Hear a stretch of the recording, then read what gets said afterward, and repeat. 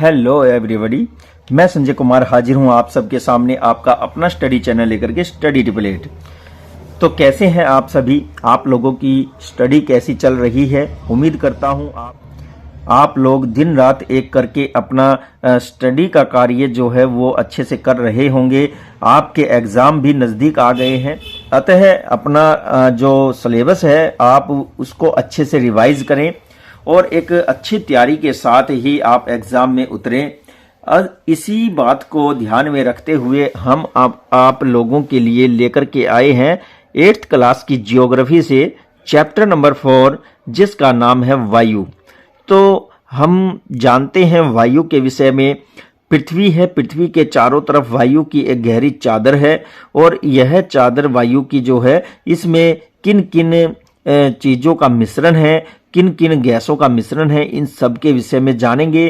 किस परत में किस तरह का उपयोगी पदार्थ पाया जाता है या उसकी उपयोगिता हमारे लिए होती है, उसका अपना एक कार्य होता है। ये सब हम विस्तार से जानेंगे, एक एक परत को हम अच्छे से समझेंगे। फिर वायुमंडल की गहनता के विषय में जानेंगे और बीच बीच में कुछ ऐसे इंपॉर्टेंट तथ्य भी जानेंगे जो एनसीईआरटी द्वारा हमें प्रोवाइड करवाए जाते हैं। तो आइए स्टूडेंट, हम देखते हैं। सबसे पहले हम शुरू करते हैं हमारे वायु चैप्टर को। हमारी पृथ्वी चारों तरफ से वायु की घनी चादर से घिरी हुई है। तो ये बात हमने आपको अभी बताई है कि पृथ्वी के चारों तरफ वायु की एक गहरी चादर से ढकी हुई है, जिसे वायुमंडल कहा जाता है। पृथ्वी पर रहने वाले सभी जीव जीवित रहने के लिए वायुमंडल पर निर्भर हैं। तो पृथ्वी पर जितने भी जीव हैं वो सभी जीवित रहने के लिए वायुमंडल पर निर्भर है और वायुमंडल में जो ऑक्सीजन पाई जाती है विशेष तौर से इसका योगदान सबसे ज़्यादा रहता है और यह हमें सांस लेने के लिए वायु प्रदान करता है तथा सूर्य की किरणों को हानिकारक प्रभाव से हमारी रक्षा भी करता है। तो सूर्य की किरणें जो आती हैं, जो हानिकारक होती हैं हमारे शरीर के लिए, उनको रोकने के लिए भी वायुमंडल अपना पूरा प्रयास करता है और उसमें काफ़ी हद तक कामयाब भी होता है। सूर्य की जो पराबैंगनी किरणें हैं वो पृथ्वी पर आने के बाद लाइलाज बीमारियां फैलाने में सक्रिय हो जाती हैं, जिसको वायुमंडल ही रोकता है। यदि सुरक्षा की यह चादर न हो तो हम दिन के समय सूर्य की गर्मी से तप्त होकर जल सकते हैं और जो सूर्य की सघनता है, वायु की जो ताप है, जो सूर्य की किरणों की जो ताप है, उसको ये वायुमंडल सोख लेता है, जिससे हम जलने से बच जाते हैं तथा रात के समय ठंड से जम सकते हैं। और अगर ये वायुमंडल न हो तो हम ठंड से जम सकते हैं रात के समय। अतः वायुमंडल वह वायु राशि है जिसने पृथ्वी के तापमान को रहने योग्य बनाया है। तो न तो पृथ्वी को ज़्यादा गर्म होने देता है वायुमंडल और न ही ज़्यादा ठंडा होने देता है। एक समान रूप से हमारी पृथ्वी पर बैलेंस बना करके रखता है तापमान का। एक बहुत ही सदे हुए तंत्र के माध्यम से यह कार्य करता है। बहुत ही अच्छे प्रकार से हम इस चैप्टर को समझ रहे हैं। तो आगे देखिए, क्या आप जानते हैं, इसको हम जानते हैं भाई क्या कहा गया है। इस चैप्टर को पढ़ेंगे तो देखिए, कार्बन डाइऑक्साइड वायुमंडल में फैलकर पृथ्वी से विकिरित ऊष्मा को पृथ्वी पर रोककर ग्रीन हाउस प्रभाव उत्पन्न करती है। तो यहाँ पर ग्रीन हाउस प्रभाव कौन करता है? कार्बन डाइऑक्साइड ग्रीन हाउस प्रभाव उत्पन्न करती है, इसलिए इसे ग्रीन हाउस गैस भी कहा जाता है। और इसके अभाव में धरती इतनी ठंडी हो जाती है कि इस पर रहना संभव नहीं होता। तो धरती बहुत ज़्यादा ठंडी हो जाती है अगर कार्बन डाइऑक्साइड गैस को हम हटा दें तो। लेकिन जब कार तथा कारखानों के धुएं से वायुमंडल में इसका स्तर बढ़ता है, तब इस ऊष्मा के द्वारा पृथ्वी का तापमान बढ़ जाता है। तो यहाँ पर बताया है कि जो कार्बन डाइऑक्साइड गैस है, इसके बढ़ने से पृथ्वी का तापमान भी बढ़ जाता है। इसे वायुमंडलीय तापन या ग्लोबल वार्मिंग कहते हैं। तो यहाँ पर आप समझ गए होंगे, कार्बन डाइऑक्साइड गैस के बढ़ने से वायुमंडलीय तापन होता है, यानी कि ग्लोबल वार्मिंग होती है। पृथ्वी के सबसे ठंडे प्रदेश में तापमान में इस वृद्धि के कारण जमी हुई बर्फ पिघलती है। तो तापमान में बढ़ोतरी की वजह से पृथ्वी पर जो बर्फ जमी हुई है वह पिघलती है, जिसके फलस्वरूप समुद्र के जल स्तर में भी वृद्धि होती है। अब जैसे जैसे बर्फ का पानी बनेगा वह बह करके समुद्र में जाएगा और समुद्र के जल स्तर में वृद्धि होती है, जिससे तटीय क्षेत्रों में बाढ़ आ जाती है और दीर्घ अवधि में इसके कारण जलवायु में बहुत अधिक परिवर्तन हो सकते हैं, जिसके परिणाम स्वरूप कुछ पशु और पौधे लुप्त हो सकते हैं तथा कुछ पनप सकते हैं। तो यहाँ पर एक बहुत ही ज़्यादा नॉलेज की बात बताई गई है कि ऐसा भी हो सकता है कि अधिक तापन या अधिक कार्बन डाइऑक्साइड गैस की वजह से कुछ अव्यवस्था भी उत्पन्न हो सकती है। तो डियर स्टूडेंट, ये हमारे लिए बहुत ही महत्वपूर्ण रहने वाली जानकारियां हैं। तो आगे देखते हैं हम वायुमंडल का संगठन। तो वायुमंडल का संगठन यानी कि वायुमंडल की बनावट वो किस किस तत्व से मिलकर के बना है ये हम जानेंगे। क्या आप जानते हैं कि जिस वायु का इस्तेमाल हम सांस लेने के लिए करते हैं वास्तव में वह अनेक गैसों का मिश्रण है, किसी एक गैस का मिश्रण नहीं है। वायु की बात करें तो कोई बच्चा है या कम पढ़ा लिखा कोई व्यक्ति है तो वो सीधा बस ऑक्सीजन की बात करेगा। तो यहाँ पर ऑक्सीजन से भी ज़्यादा और भी महत्वपूर्ण गैसेज हैं। तो ऑक्सीजन तथा नाइट्रोजन ऐसी दो गैसें हैं जिनसे वायुमंडल का बड़ा भाग बना है। तो ऑक्सीजन और नाइट्रोजन दोनों मिलकर के जबरदस्त तरीके से वायुमंडल का एक बहुत बड़ा भाग बनाते हैं। Carbon dioxide, ozone, helium, hydrogen और ऑर्गन कम मात्रा में पाई जाती हैं।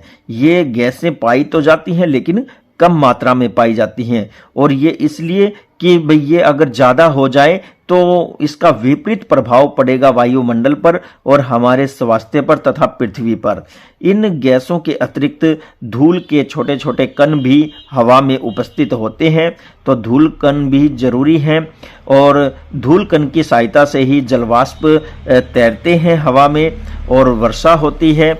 चित्र भी देखेंगे हम, चित्र नंबर 4.1 में विड्ता रेख दिया गया है और इसमें हम जानेंगे वायु के विभिन्न संघटकों के प्रतिशत जो बताया गया है वो दिखाए गए हैं, इनको जानते हैं। तो देखिए यहाँ पर एक चित्र आप लोगों को दिखाई दे रहा है, इसमें ये हमारी पृथ्वी का जो वायुमंडल दर्शाया गया है ये आप देख सकते हैं। इसमें एक बहुत बड़ा हिस्सा, ये व्हाइट वाला जो हिस्सा है ये नाइट्रोजन गैस है वायुमंडल में, और नाइट्रोजन गैस कितनी है 78%।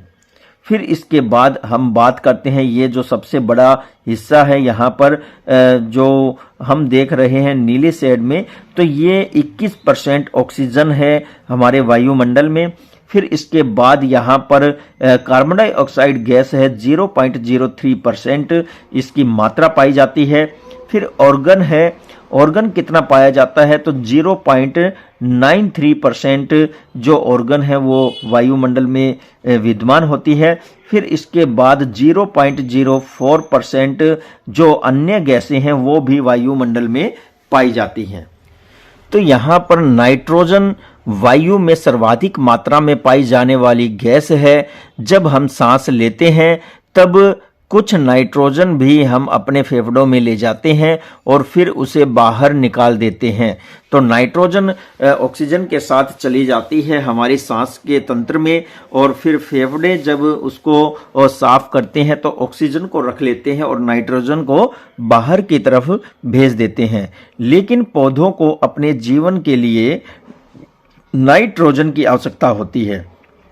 जिस तरह से ऑक्सीजन पर हम जीवों का, हम मनुष्यों का जीवन निर्भर करता है, उसी तरह से पौधों का जीवन नाइट्रोजन पर निर्भर करता है। वे सीधे वायु से नाइट्रोजन ग्रहण नहीं कर पाते। पौधे सीधे वायु से नाइट्रोजन ग्रहण नहीं कर पाते। मृदा और कुछ पौधों की जड़ों में रहने वाले जीवाणु वायु से नाइट्रोजन ग्रहण कर इसका स्वरूप बदल देते हैं ताकि पौधे इसका प्रयोग कर सके। जो पेड़ के साथ रहने वाले, जड़ों के साथ रहने वाले जीवाणु हैं वो और कुछ पौधे नाइट्रोजन को ग्रहण करने के लायक बना देते हैं ताकि पेड़ नाइट्रोजन को आसानी से ग्रहण कर सके। वायु में प्रचुरता में मिलने वाली दूसरी गैस ऑक्सीजन है। मनुष्य तथा पशु सांस लेने में वायु से ऑक्सीजन ग्रहण करते हैं। हरे पादप, यानी कि यहाँ पर हरे पेड़ के विषय में कहा गया है। हरे पादप प्रकाश संश्लेषण द्वारा ऑक्सीजन उत्पन्न करते हैं और इस प्रकार वायु में ऑक्सीजन की मात्रा समान बनी रहती है। तो ऑक्सीजन की मात्रा बनी रहती है। प्रकाश संश्लेषण जब प्रक्रिया चलती है तो उस समय जो हरे पेड़ होते हैं वो ऑक्सीजन को उत्पन्न करते हैं और यहाँ पर कार्बन डाइऑक्साइड गैस को वो सोख लेते हैं। यदि हम वृक्षों की कटाई करते हैं तो यह संतुलन बिगड़ जाता है। तो हमें वृक्षों की कटाई नहीं करनी चाहिए। हमें ज़्यादा से ज़्यादा वृक्ष लगाने चाहिए ताकि हमारी पृथ्वी का तापमान भी सही से बना रहे। और यहाँ पर हम देखते हैं, क्या आप जानते हैं, कुछ नॉलेजेबल यहाँ पर बात बताई गई है। जब वायु गर्म होती है तो यह फैलती है। तो देखिए, वायु गर्म होती है तो फैलती है तथा हल्की होकर ऊपर की ओर उठती है और ठंडी वायु भारी और सघन, यहाँ कहा है कि ठंडी वायु भारी और सघन होती है तथा भारी हो जाती है और गहरी भी होती है, सघन होती है। इसलिए इसमें नीचे रहने की प्रवृत्ति पाई जाती है। गर्म वायु के ऊपर उठने पर आसपास के क्षेत्रों से ठंडी वायु खाली हुए स्थान का जो स्थान है उसे भरने के लिए आगे बढ़ती है और इस प्रकार वायु चक्र चलता रहता है। तो किसी क्षेत्र में जब वायु गर्म होती है तो वह फैल जाती है और हल्की होकर ऊपर की तरफ उठती है और ऊपर की तरफ उठती है तो फिर वह जो स्थान खाली हो गया उसको भरने के लिए जो ठंडी वायु है वो आगे बढ़ती है और फिर वो उस क्षेत्र में चली जाती है। इस तरह से ये जो सबसे पहले ऊपर गई वायु थी, जो फैली हुई वायु थी, वो ऊपर जाकर जैसे ही तापमान गिरता है तो वो ठंडी हो जाती है। ठंडी होने पर वो सघन हो जाती है। सघन होते ही वह बर्फ या पानी की बूंदों में बदल जाती है और फिर से नीचे टपकने लगती है पानी के द्वारा। तो देखिए यहाँ पर कितने अच्छे से ये वायु चक्र दर्शाया गया है। अब यहाँ पर कार्बन डाइऑक्साइड एक अन्य महत्वपूर्ण गैस है जिसका जिक्र यहाँ किया गया है। हरे पादप यानी कि हरे पेड़ कार्बन डाइऑक्साइड का प्रयोग अपने भोजन के रूप में करते हैं तथा ऑक्सीजन वापस देते हैं। तो इसीलिए कहते हैं कि पेड़ ज़्यादा से ज़्यादा लगाना चाहिए और पेड़ को काटना नहीं चाहिए। पेड़ों की कटाई को रोककर हम अपने पृथ्वी के जो तापमान संतुलन है उसको बनाए रख सकते हैं तथा जो वायुमंडल में गैसों का संतुलन है उसे भी बनाए रख सकते हैं। और आगे बताया है, मनुष्य और पशु कार्बन डाइऑक्साइड को बाहर निकालते हैं। मनुष्य और पशुओं द्वारा बाहर छोड़ी जाने वाली यह कार्बन डाइऑक्साइड की मात्रा पादपों यानी कि पेड़ों के द्वारा उपयोग की जाने वाली गैस के बराबर होती है, जिससे यह संतुलन बना रहता है। तो ये संतुलन ये तभी बना रहता है जब हम पेड़ पौधों को भी उसी शिद्दत से चाहें जिस शिद्दत से हम ऑक्सीजन को चाहते हैं। हम उस चीज़ की ज़्यादा जो है वैल्यू मानते हैं जो सीधा तौर पर हमें बेनिफिट देती है।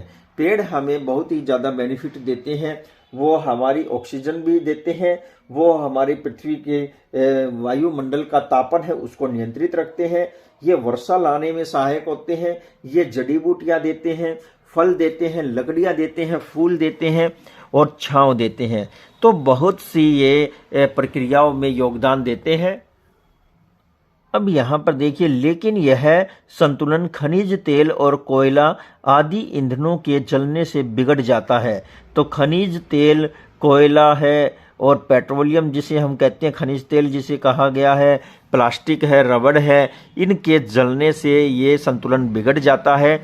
ये ईंधन वायुमंडल में प्रति वर्ष करोड़ों टन कार्बन डाइऑक्साइड की बढ़ोतरी करते हैं।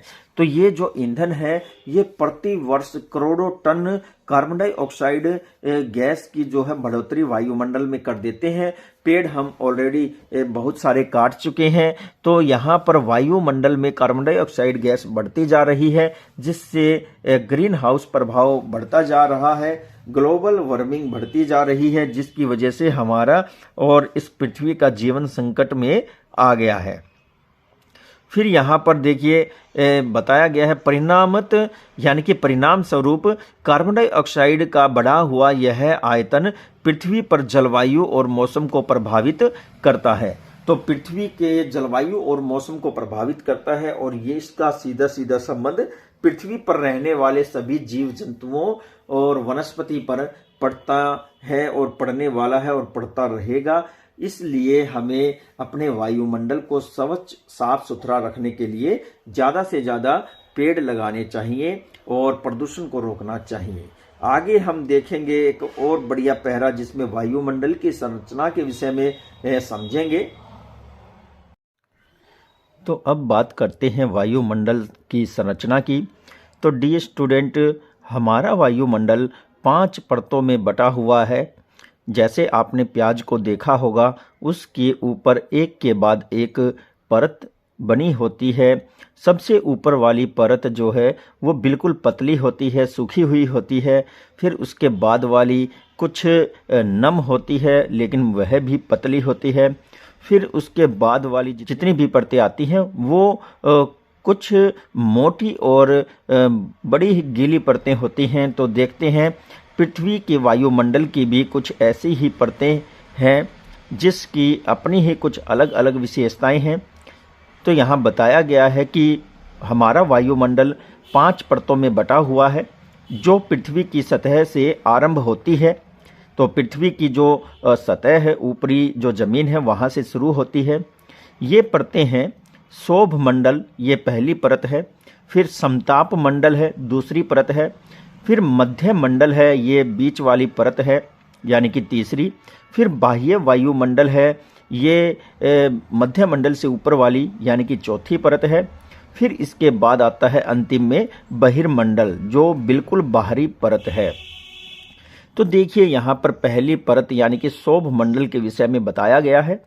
यह परत वायुमंडल की सबसे महत्वपूर्ण परत होती है और इसकी औसत ऊंचाई 13 किलोमीटर है। तो औसत ऊंचाई बताया है इसने। औसत का मतलब है कहीं पर यह 8-9 किलोमीटर भी हो सकती है, तो कहीं पर यह 18 से 20 किलोमीटर तक भी हो सकती है। जैसे समुद्री सतह की बात करें तो इसकी परत ज़्यादा पाई जाती है गहराई तक, और अगर बड़े बड़े ऊंचे पर्वतों की बात करें तो वहाँ इसकी मोटाई बहुत ही कम होती है। तो इसके बाद हम इसी मंडल में उपस्थित वायु में सांस लेते हैं और मौसम की लगभग सभी घटनाएं जैसे कि कोहरा, वर्षा एवं ओलावर्षण इसी परत के अंदर होती है। तो शोभ मंडल वायुमंडल की पहली परत है जिसमें सभी प्रकार की मौसमी घटनाएं घटती हैं। इसी में ही कोहरा होता है, वर्षा होती है और ओलावृष्टि भी इसी में होती है। आंधी तूफान अगर कहा जाए तो वो भी इसी परत में आते हैं। नेक्स्ट जो मंडल है वो है समताप मंडल। ये पृथ्वी के वायुमंडल का दूसरा मंडल है यानी कि दूसरी परत है, और इस लेयर में हम जानेंगे क्या क्या कुछ रहने वाला है। शोभ मंडल के ऊपर के भाग को समताप मंडल कहते हैं। इसकी ऊंचाई लगभग 50 किलोमीटर है। तो 13 किलोमीटर औसत ऊंचाई तो शोभ मंडल की है। 13 के बाद फिर 50 किलोमीटर तक जो ऊंचाई है वो समताप मंडल की रहती है। यह परत बादलों और मौसम संबंधी घटनाओं से लगभग मुक्त होती है। तो इसमें कोई बादल नहीं होते और न ही इसमें कोई मौसमी घटनाएं घटती हैं। इसके परिणाम स्वरूप यहाँ की परिस्थितियाँ हवाई जहाज उड़ाने के लिए अनुकूल होती है। तो डियर स्टूडेंट, समताप मंडल में ही हवाई जहाज उड़ाई जाती हैं। अब ये समताप मंडल जो है 50 किलोमीटर की ऊंचाई तक पाया जाता है और यहाँ पर किसी प्रकार की कोई हलचल या मौसमी घटनाएं नहीं होती है, न ही कोई बादल होते हैं। इसलिए इसी परत में इसी लेयर में हवाई जहाज को उड़ाया जाता है। समताप मंडल की एक महत्वपूर्ण विशेषता यह है कि इसमें ओजोन गैस की परत पाई जाती है। तो यहाँ पर एक महत्वपूर्ण जानकारी मिली है जो सूर्य से आने वाली पराबैंगनी किरणों को रोकने का कार्य करती है। वो समताप मंडल में मौजूद ओजोन जो परत है उसके द्वारा सूर्य की पराबैंगनी किरणों को रोका जाता है। तो ये परत भी समताप मंडल में पाई जाती है। यह परत सूर्य से निकलने वाली हानिकारक गैसों से हमारी रक्षा करती है। तो बहुत ही महत्वपूर्ण यहाँ पर जानकारियाँ मिली है हमें। अब तक हमने पृथ्वी के वायुमंडल की जो 2 लेयर हैं उनका अध्ययन किया है। अब हम तीसरी लेयर का अध्ययन करेंगे जिसका नाम है मध्यमंडल। लेकिन इससे पहले हम यहाँ पर एक ग्राफ देखते हैं। ग्राफ के मामले में हम यहाँ आपको समझाना चाहते हैं कि देखिए यहाँ पर माउंट एवरेस्ट जो पृथ्वी की शोभ मंडल है और शोभ मंडल से ऊपर की तरफ शोभ सीमा होती है और इसी में ही माउंट एवरेस्ट पर्वत शिखर है। यहाँ से लेकर के ऊपर जाने पर फिर आगे चल के ओजोन लेयर यानी कि समताप मंडल है 50 किलोमीटर तक, और इसमें एरोप्लेन दिखाया हुआ है कि इसी मंडल में एरोप्लेन उड़ते हैं। फिर इसके बाद आता है यहाँ पर मध्य मंडल होता है जो बिल्कुल बीच में होता है और मध्य सीमा भी इसी में पाई जाती है। बाह्य वायुमंडल से पहले मध्य सीमा होती है, फिर उसके बाद बहिर्मंडल होता है सबसे ऊपर। अब हम बात करते हैं पृथ्वी के वायुमंडल की तीसरी परत की, तो यह है मध्य मंडल। वायुमंडल की तीसरी परत है और यह समताप मंडल के ठीक ऊपर पाई जाती है। यह लगभग 80 किलोमीटर की ऊंचाई तक फैली है।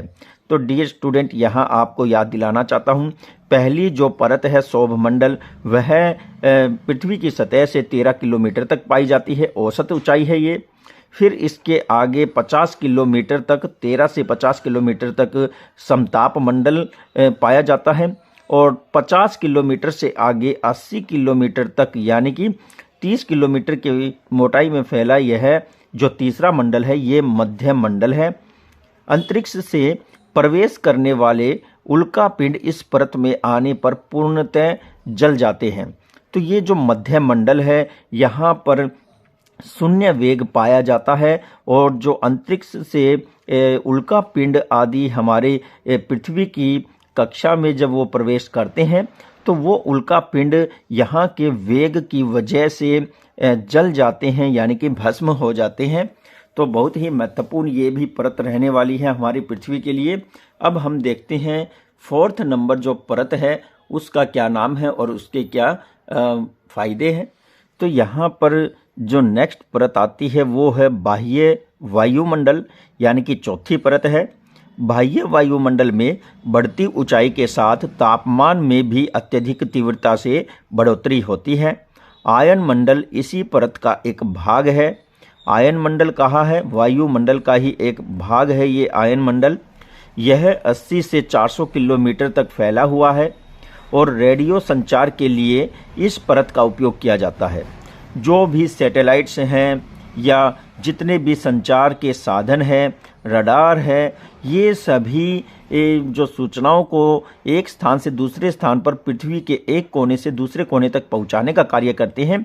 इन सभी यंत्रों को इसी आयन मंडल में स्थापित किया जाता है।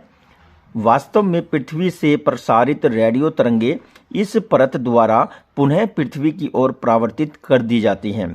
तो पृथ्वी से जो तरंगे जाती हैं, जैसे कि भारत से अगर सूचना अमेरिका को पहुंचाना है तो पहले वो सूचना तरंगों के रूप में आयन मंडल तक जाती है, फिर वहां पर मौजूद सैटेलाइट के माध्यम से वही तरंगे पृथ्वी पर ही फिर से पहुंचती है, लेकिन इस बार वो अमेरिका की तरफ जाती हैं।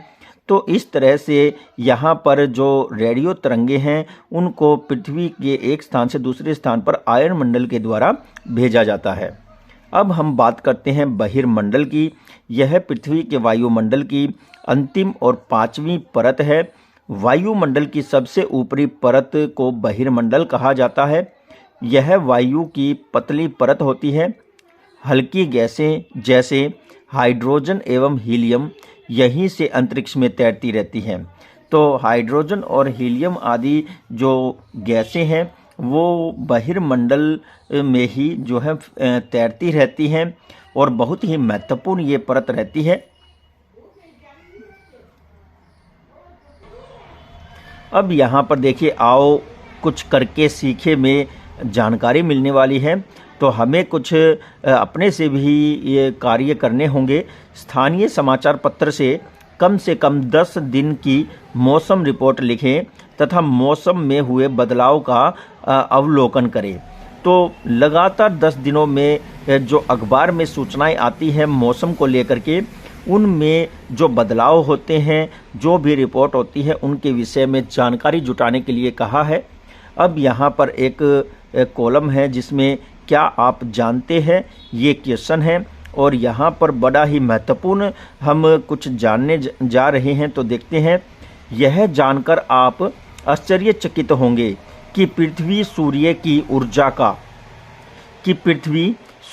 ऊर्जा का 2 अरबवां भाग का केवल एक भाग यानी कि 2 अरबवां ही प्राप्त करती है। तो यहाँ पर क्या कहा है कि सूर्य से जो ऊर्जा निकलती है, पृथ्वी उसकी ऊर्जा का केवल 2 अरबवां भाग ही प्राप्त करती है।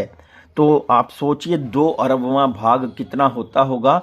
अगर वह 2 अरबवें भाग की जगह अगर ज़्यादा प्रकाश हमारी पृथ्वी पर आ पहुँचे तो हमारा और हमारी पृथ्वी का क्या हाल होगा आप देख सकते हैं।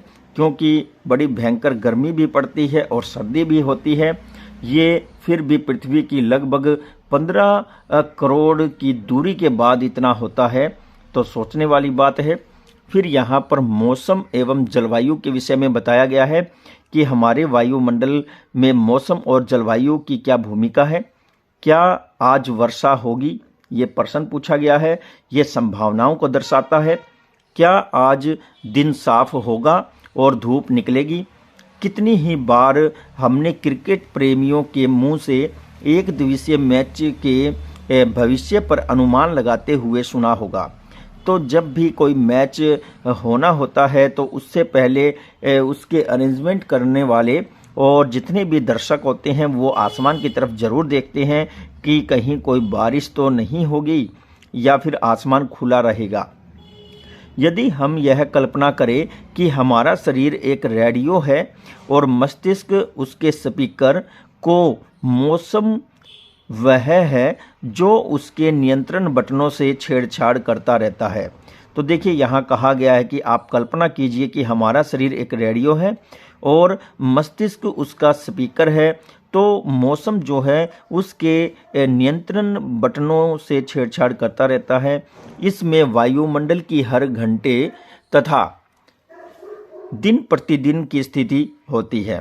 तो जिस तरह से मौसम जो है वो परिवर्तित होता रहता है, इसीलिए जो है बहुत सी घटनाएं हमारे वायुमंडल में घटती रहती हैं।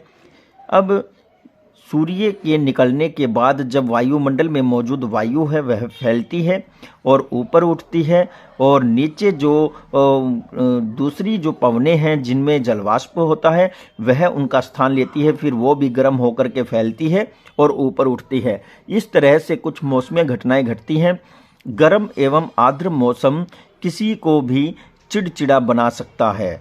अच्छा हवादार मौसम हमें आनंद प्रदान करता है तथा ऐसे मौसम में हम घूमने की योजना भी बना सकते हैं।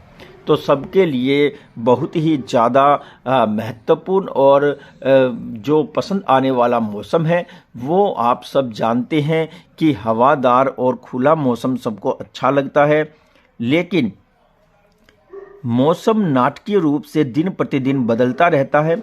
तो नाटकीय रूप से कहा है जैसे नाटक में अगले पर्दे में कुछ और घटित हो जाता है, ऐसे ही मौसम होता है। किंतु दीर्घकाल में किसी स्थान का औसत मौसम उस स्थान की जलवायु बताता है। तो दीर्घकाल कहा है, इस शब्द को ध्यान से आपको समझना है कि लगभग 25 से 30 साल तक किसी क्षेत्र में एक तरह की मौसमी या जलवायुवीय तरह की कंडीशन बनी रहती है तो उसे उस स्थान की जलवायु कहा जाता है। तो देखिए यही कहा है, किंतु दीर्घकाल में किसी स्थान का औसत मौसम उस स्थान की जलवायु बताता है। क्या अब यह आप समझ गए हैं कि हम मौसम का दैनिक पूर्वानुमान क्यों करते हैं? तो अब आप समझ गए होंगे कि हम मौसम का दैनिक पूर्वानुमान क्यों करते हैं। यहाँ हम एक बॉक्स में देख सकते हैं कि कुछ क्रियाएं की जा रही हैं। तो देखिए यहाँ पर तापमान मापता है, जो तापमापी है उससे तापमान को मापा जाता है। और यहाँ हम देख सकते हैं वायुदाब मापी है, तो वायुदाब को मापता है। और यहाँ हम देख सकते हैं वर्षा मापी है, जो वर्षा की मात्रा को मापता है। फिर यहाँ पर जो बताया गया है वात दिग्दर्शी, ये पवन की दिशा को दर्शाता है। तो बहुत से यंत्र है, इनके विषय में आपको पता होना चाहिए। एक एक के विषय में हम आपको जरूर बताएंगे और आपको याद रखने हैं, क्योंकि कंपटीशन एग्जाम में इन यंत्रों के विषय में जरूर पूछा जाता है। तो देखिए तापमान देखते हैं कि हमारी पृथ्वी के वायुमंडल में तापमान का एक अपना बहुत ही बड़ा योगदान होता है। जिस तापमान का हम प्रतिदिन अनुभव करते हैं वह वायुमंडल का तापमान होता है। वायु में उपस्थित ताप एवं शीतलता के परिणाम को ही तापमान कहा जाता है। तो समय समय पर यह बदलता रहता है। सुबह ठंडक होती है और दोपहर में गर्मी, फिर शाम को ठंडक होती है और रात को अति सर्दी होती है। तो वायुमंडल का तापमान केवल दिन और रात में ही नहीं बदलता, बल्कि यह ऋतुओं के अनुसार भी बदलता रहता है। तो पृथ्वी के किसी क्षेत्र में अगर सूर्य की सीधी किरणें पड़ती हैं तो वहाँ पर गर्मी पाई जाती है, और अगर सूर्य की तिरछी किरणें पड़ती हैं तो वहाँ पर सर्दी पाई जाती है। शीत ऋतु की तुलना में ग्रीष्म ऋतु अधिक गर्म होती है। तो ये बात हमने आप लोगों को अभी बताई है।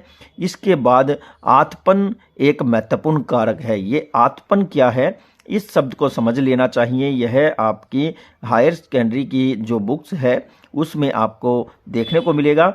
आतपन एक महत्वपूर्ण कारक है जो तापमान के वितरण को प्रभावित कर देता है, यानी कि तापमान के बंटवारे को प्रभावित करता है।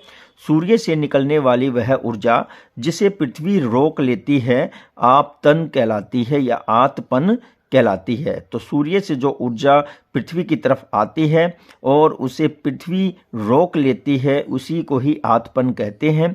तो आगे जानेंगे इसके विषय में। तो आतपन सूर्य तप की मात्रा भूमध्य रेखा से ध्रुवों की ओर घटती जाती है। तो सूर्य तप की मात्रा के विषय में बताया है कि किस तरह से सूर्य तप का वितरण पृथ्वी पर पाया जाता है। आप एक बार इमेजिन कीजिए, सोचिए कि ग्लोब कैसा दिखता है या कोई बॉल है, और उस पर अगर हम प्रकाश डालेंगे तो उसका जो उभरा हुआ भाग है जो आगे की तरफ है उस पर प्रकाश ज़्यादा जाएगा, और उसके ध्रुवों की तरफ प्रकाश तिरछा जाता है तो वह घटता जाता है। तो इसी तरह से यहाँ पर बताया है आतपन सूर्य तप की मात्रा भूमध्य रेखा से ध्रुव की ओर जाती है और इसलिए तापमान भी उसी प्रकार घटता जाता है। अब आप यह जान गए होंगे कि ध्रुव बर्फ से क्यों ढके हुए हैं। अब आप ये बात भी अच्छे से समझ गए होंगे कि ध्रुवों पर बर्फ क्यों जमी रहती है, क्योंकि वहां तक सूर्य का प्रकाश उतनी स्पीड से और उतनी अधिक मात्रा में नहीं पहुंच पाता, इसलिए वहां पर जो पानी है वो जमी हुई अवस्था में पाया जाता है और वहां शीत पाई जाती है, यानी कि शीत ऋतु पाई जाती है। यदि पृथ्वी का तापमान बहुत अधिक बढ़ जाता है तो यह इतनी गर्म हो जाएगी कि यहाँ कुछ फसलें नहीं उग सकेंगी। तो यहाँ पर बताया गया है कि पृथ्वी पर फसलें उगाने के लिए, वनस्पति को उपजाने के लिए, जीवों के रहने के लिए तापमान का बैलेंस रहना जरूरी है। कभी गर्म होना जरूरी है तो कभी ठंडा होना जरूरी है, तो बहुत लंबे समय तक समताप रहना भी जरूरी है। गाँव की तुलना में शहरों का तापमान बहुत अधिक होता है। दिन के समय में धातु और कंक्रीट से बने भवन और एसोफेल्ट से बनी सड़कें गर्म हो जाती हैं।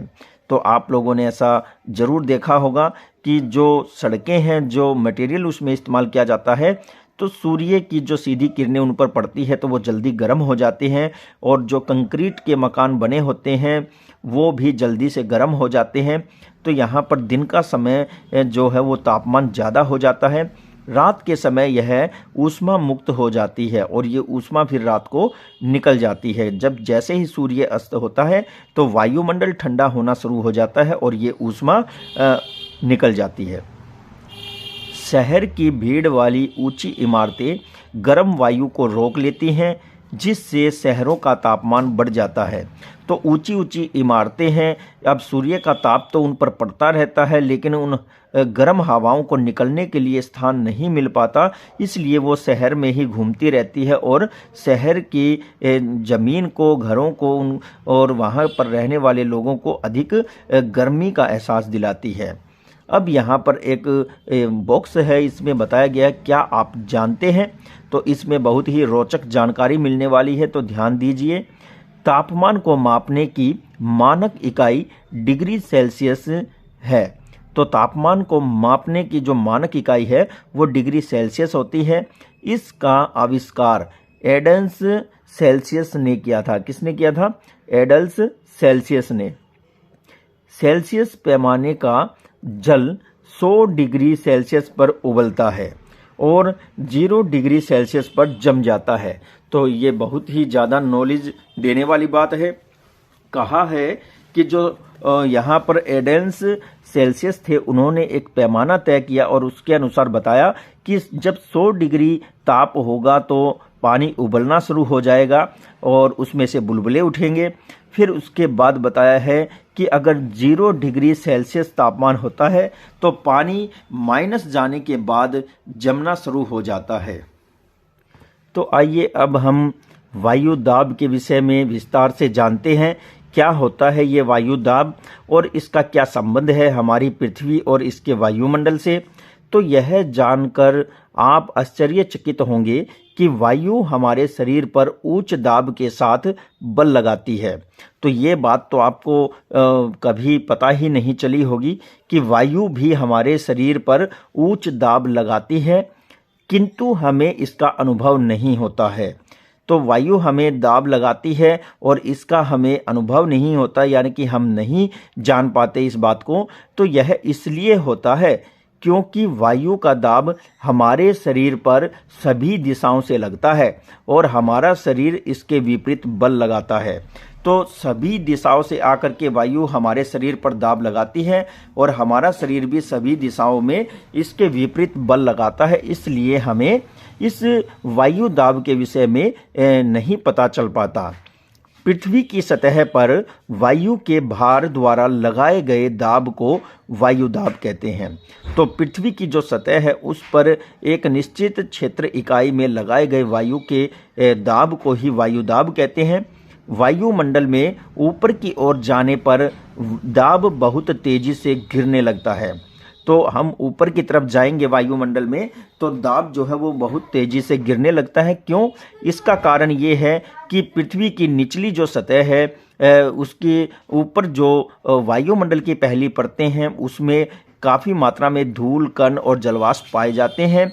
अतः इसलिए वह संघनित होकर के भारी हो जाती है और जैसे जैसे ऊपर की तरफ जाते हैं तापमान घटता है तो वायु ठंडी होने लगती है और वह हल्की हो जाती है। तो आगे बताया है वायुमंडल में ऊपर की ओर जाने पर दाब बहुत तेजी से गिरने लगता है। समुद्र स्तर पर वायु दाब सबसे अधिक होता है। तो वायु दाब सबसे अधिक समुद्र स्तर पर होता है। क्यों होता है? क्योंकि समुद्र से पानी गर्म होकर भाप का रूप लेता है और वह हवा में मिल जाता है, जिससे हवा भारी हो जाती है तथा ऊंचाई पर जाने पर यह कम हो जाता है। और ये ऊंचाई पर कम क्यों होता है? क्योंकि ऊंचाई पर जाने पर तापमान घटता है और ये भाप धीरे धीरे बर्फ का रूप लेने लगती है और वर्षा होकर के नीचे गिरती है। वायु दाब का क्षैतिज वितरण किसी स्थान पर मौजूद वायु के ताप द्वारा प्रभावित होता है। तो वायु दाब की बात कही है और ये क्षैतिज वितरण जो है वो किसी स्थान पर मौजूद वायु के ताप के द्वारा ही प्रभावित होता है।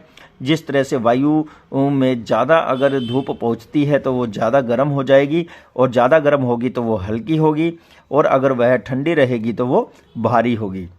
अधिक तापमान वाले क्षेत्रों में वायु गर्म होकर ऊपर की ओर उठती है और यह निम्न दाब क्षेत्र बनता है। यहाँ पर निम्न दाब जो क्षेत्र है वो बन जाता है। निम्न दाब और बादल युक्त आकाश तथा नम मौसम के साथ जुड़ा हुआ होता है। तो निम्न दाब की बात बताई गई है, तो ये बादल युक्त आकाश और नम मौसम के साथ जुड़ा हुआ होता है, जो वर्षा लाने में सहायक होता है, मौसम परिवर्तन को करने में सहायक होता है।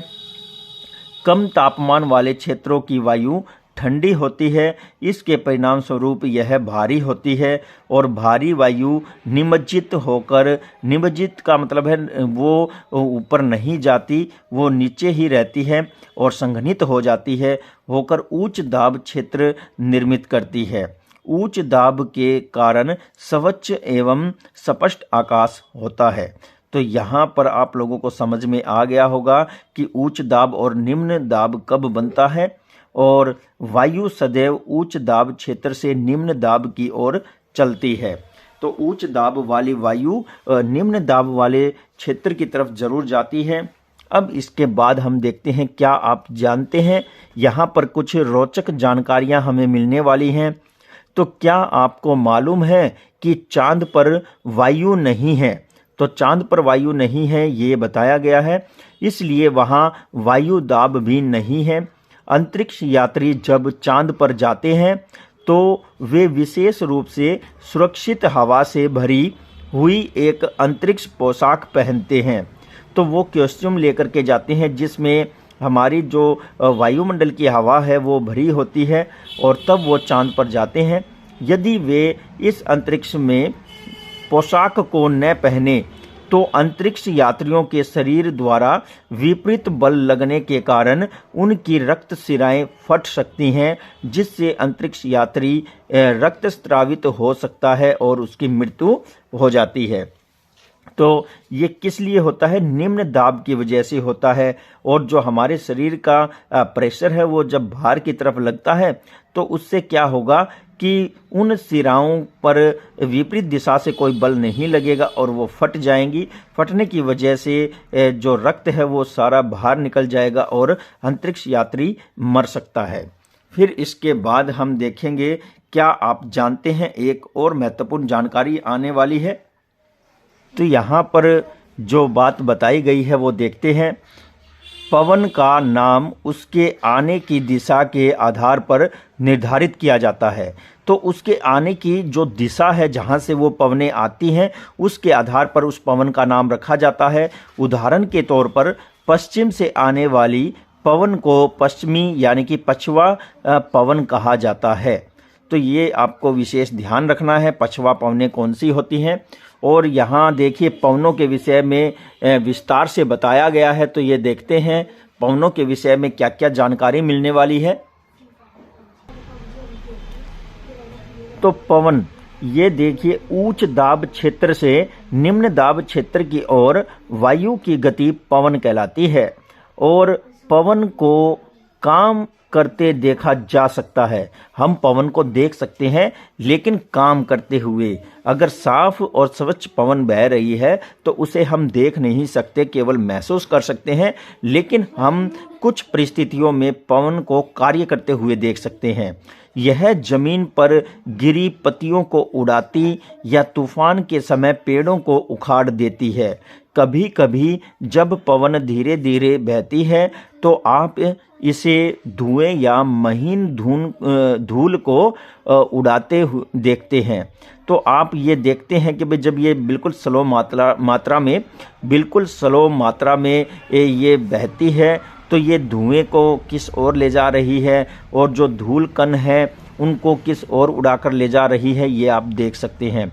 कभी कभी पवन इतनी तेजी से बहती है कि इसके विपरीत दिशा में चलना कठिन हो जाता है।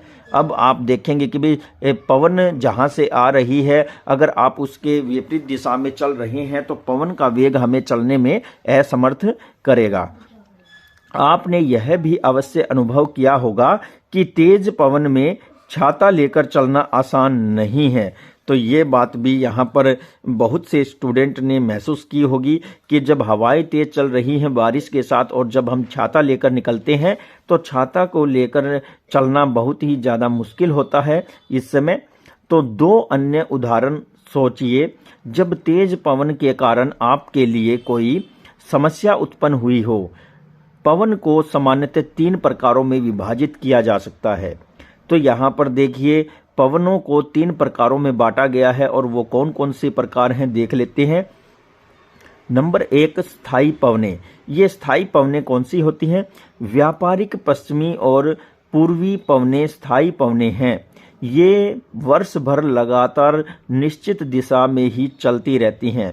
तो पूर्व दिशा से ये पवनें चलती हैं और पूरे पृथ्वी पर धीरे धीरे आगे बढ़ती हैं। इन्हें स्थायी पवनें कहते हैं। अब बात करते हैं मौसमी पवनों की। तो ये पवनें विभिन्न ऋतुओं में अपनी दिशा बदलती रहती हैं। उदाहरण के लिए भारत में मानसूनी पवनें। तो एक निश्चित समय में जब ये पवनें आती हैं तो भारत में वर्षा लेकर के आती हैं और पूरा वर्ष भर किसानों को इन पवनों का इंतजार रहता है। अगर यह निश्चित समय पर आती है तो बिल्कुल सटीक मात्रा में वर्षा करती है और अगर इसका अनुमान या फिर इसका आवागमन जो अनिश्चित होता है तो ये कम फालतू वर्षा भी लेकर आती है। कम वर्षा की वजह से फसलों को नुकसान होता है और फालतू वर्षा की वजह से भी फसलों को नुकसान होता है। तो कभी कभी बाढ़ें तक आ जाती हैं। तीसरी जो पवनें हैं वो है स्थानीय पवनें। तो ये पवनें किसी छोटे क्षेत्र में वर्ष या दिन के किसी विशेष समय में चलती हैं। उदाहरण के तौर पर स्थल एवं समुद्री समीर। क्या आपको भारत के उत्तरी क्षेत्र की शुष्क एवं गर्म स्थानीय पवन याद है? तो ये कह रहा है कि क्या आपको भारत के उत्तरी क्षेत्र की शुष्क या गर्म स्थानीय पवनें याद हैं? इसे लू कहते हैं। तो लू के विषय में उत्तर भारत के लोग और स्टूडेंट बिल्कुल अच्छे से परिचित होंगे। ये लू पवनें कौन सी हैं, क्या ये प्रभाव डालती हैं, ये आपको पता होगा। और यहाँ हम देख सकते हैं कुछ पवनों के विषय में अलग से बताया गया है ग्लोब का जो चित्र है उसके माध्यम से। तो ग्लोब का एक चित्र है, यहाँ पर विषुवत रेखा है जिसे हम भूमध्य रेखा कहते हैं। फिर इससे नीचे यहाँ पर आपकी मकर रेखा है और इससे ऊपर यहाँ पर आपकी कर्क रेखा है। तो देखिए किस तरह से यहाँ पर पवनें दर्शाई गई हैं। जो भूमध्य रेखा के आसपास है उत्तर पूर्वी व्यापारिक पवनें हैं। इधर उत्तर से उत्तरी जो भूमध्य रेखा का उत्तरी भाग है यहाँ से पूर्व की दिशा से पवनें आती हैं। और फिर जो भूमध्य रेखा का दक्षिणी पार्ट है यहाँ से जो पवनें आती हैं दक्षिणी पूर्वी पवनें होती हैं। तो दक्षिण पूर्व से ये पवनें चलती हैं और ये भूमध्य रेखा की तरफ आती हैं। इसके बाद कर्क रेखा से ऊपर की तरफ यानी कि उपोष्ण उच्च दाब या हर्ष अक्षांश कहते हैं, यहाँ पर सनातन पछुआ पवनें चलती हैं। फिर इसके बाद जो ध्रुवीय पवनें हैं उनके विषय में बताया है ठीक ऊपर। और फिर आगे हम देखते हैं कि जो भूमध्य रेखा से हम मकर रेखा की तरफ आते हैं तो यहाँ पर उपोष्ण उच्च दाब हर्ष अक्षांश पाया जाता है और यहाँ पर सनातन पछुआ पवनें बहती हैं और अंध ध्रुवीय निम्न वायु दाब पाया जाता है।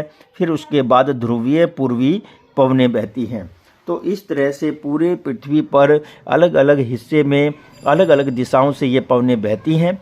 आगे देखते हैं तो आर्द्रता के विषय में जानते हैं। ये आर्द्रता क्या होती है? आर्द्रता का मतलब होता है नमी। तो देखिए जब जल पृथ्वी तथा विभिन्न जलाशयों से वाष्पित होता है, तो वाष्पित कब होता है? जब वो गर्म होता है या फिर हिमांक से नीचे चला जाता है, उस समय जल वाष्पित होता है और वाष्पित होकर वह वायु में मिलता है। तो देखिए जब पृथ्वी पर मौजूद जल जलाशयों से वाष्पित होता है तो यह जलवाष्प में बदल जाता है। वायु में किसी भी समय जलवाष्प की मात्रा को आर्द्रता कहा जाता है। तो वायु में मौजूद जलवाष्प की मात्रा को ही आर्द्रता कहा जाता है यानी नमी कहा जाता है। जब वायु में जलवाष्प की मात्रा अत्यधिक होती है तो उसे आर्द्र दिन कहा जाता है, और जैसे जैसे वायु गर्म होती जाती है इसकी जलवाष्प धारण करने की क्षमता भी बढ़ती जाती है, और इस प्रकार यह और अधिक आर्द्र हो जाती है, और आर्द्र दिन में कपड़े सूखने में बहुत अधिक समय लगाते हैं तथा हमारे शरीर से पसीना आसानी से नहीं सूखता और हम असहज महसूस करते हैं। तो ऐसा समय आपके क्षेत्र में ज़रूर आपको महसूस हुआ होगा कि जब कपड़े भी सूखने में ज़्यादा समय लेते हैं और जब आपको पसीना आता है तो वह भी सूखने में ज़्यादा समय लेता है और आप अनकंफर्टेबल हो जाते हैं। जब जलवाष्प ऊपर की ओर उठता है तो यह ठंडा होना शुरू हो जाता है। जलवाष्प संघनित होकर ठंडा होकर जल की बूंदें बनाते हैं और बादल इन्हीं जल बूंदों का ही एक समूह होता है। जब जल की ये बूंदें इतनी भारी हो जाती हैं कि वायु में तैर न सके तब ये वर्षण के रूप में नीचे गिर जाती हैं। तो यहाँ पर वर्षा का बताया है किस तरह से वर्षा होती है, बादल बनते हैं। फिर आगे देखिए, आकाश में उड़ते हुए जेट विमान अपने पीछे सफ़ेद पथ चिन्ह बना देते हैं। तो आपने देखा होगा कि जब जेट विमान उड़ते हुए जाता है आकाश से तो उसके पीछे धुएं की एक लकीर बन जाती है। तो ये इनके इंजन से निकली नमी संग्रहित हो जाती है।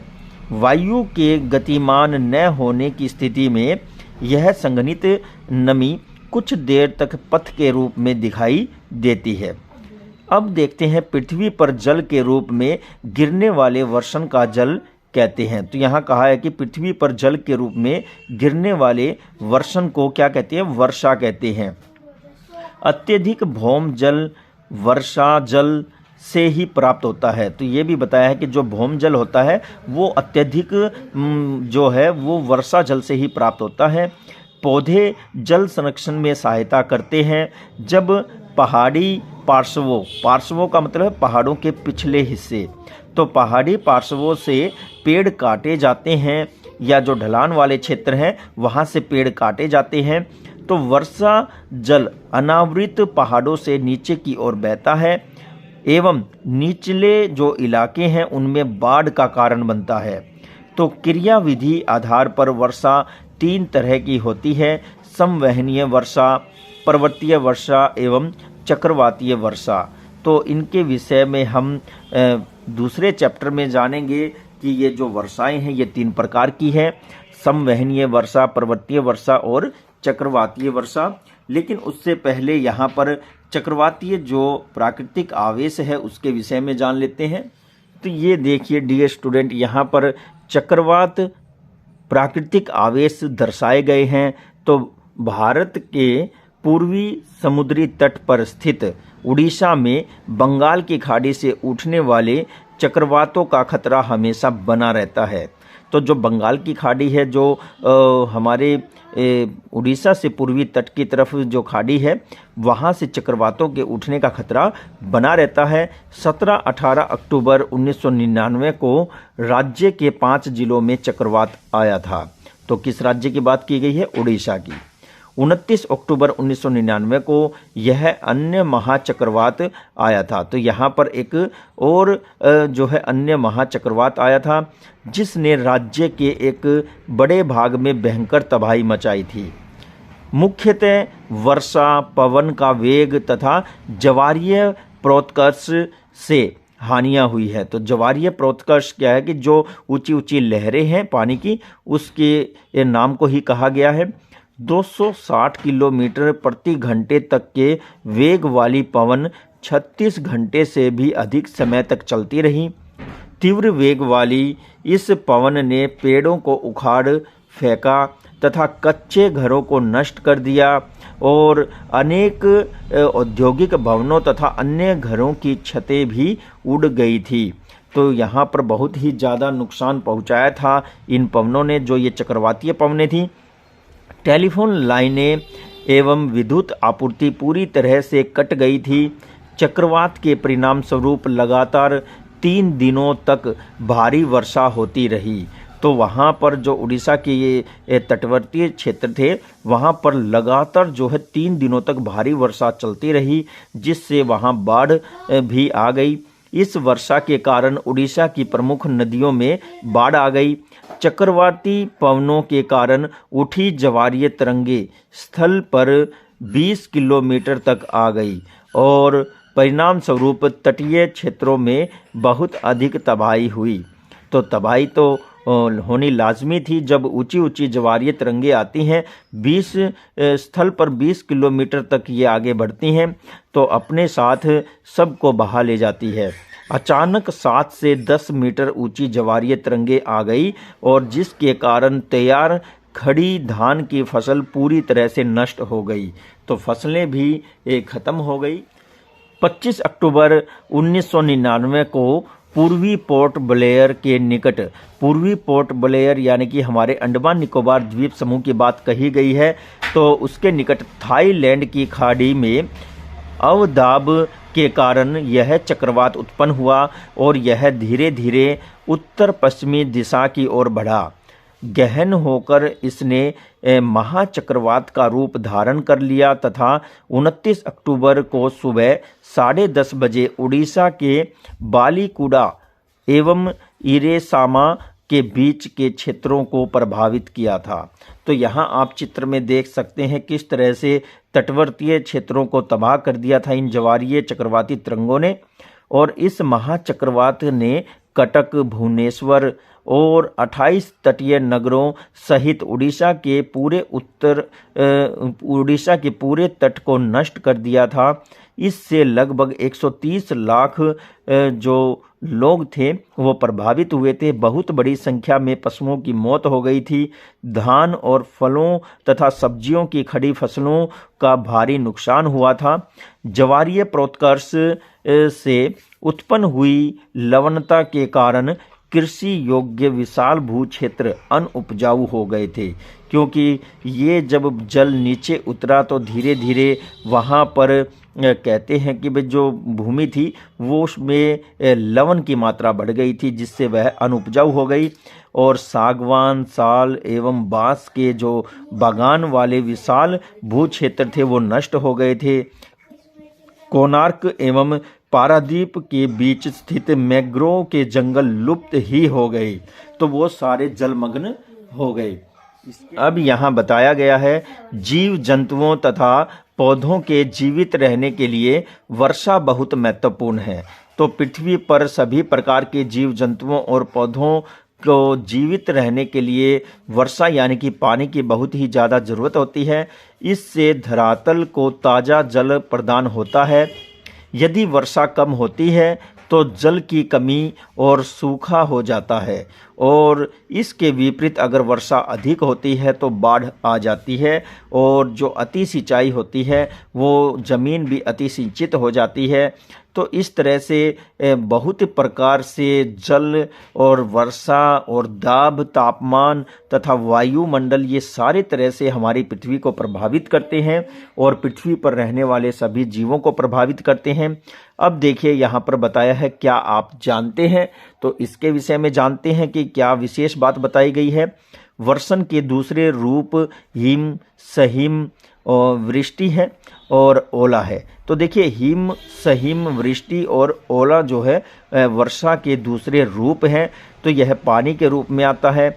यह हिम यानी कि बर्फ़ के रूप में आता है जब आप देखते हैं पहाड़ी क्षेत्रों में स्नोफॉल होती है। सहिम होता है जो आते आते जमे हुए रूप में नीचे आता है, और फिर उसके बाद ओला होता है जो एक सख्त यानी कि कठोर जमा हुआ पानी का गोला होता है, ये नीचे गिरता है। तो इस तरह से वर्षा के कई रूप हैं और वर्षा के प्रकार भी हैं जिसे हम पढ़ चुके हैं और उसके विषय में हम आगे जानेंगे, जो थे संवहनीय वर्षा, पर्वतीय वर्षा और चक्रवातीय वर्षा। तो इस तरह से ये चैप्टर आपका आज हम कंप्लीट कर रहे हैं। तो डियर स्टूडेंट, ये था आपका चैप्टर जिसके विषय में हमने जाना कि पृथ्वी के वायुमंडल और उसमें होने वाली विभिन्न परतें और इसी तरह से पृथ्वी का तापमान। तो ये आपका चैप्टर आज हमने कंप्लीट किया है, जो जियोग्राफी की बुक से चैप्टर नंबर 4, जिसमें वायु के विषय में हमने पूरी विस्तार से जाना है। और यही जो बातें हैं ये आप +1 +2 और ग्रेजुएशन लेवल तक दोबारा से पढ़ते हैं। अगर आप इसको 6ठी से 8वीं क्लास तक ही रेगुलर होकर के अच्छे से पढ़ लेते हैं तो आप लोगों के लिए स्टडी बिल्कुल ही इजी रहने वाली है। और किसी भी कंपटीशन एग्जाम में अगर इससे संबंधित कोई क्वेश्चन पूछा जाता है तो आप लोग मेरिट में बिल्कुल आसानी से आ जाते हैं।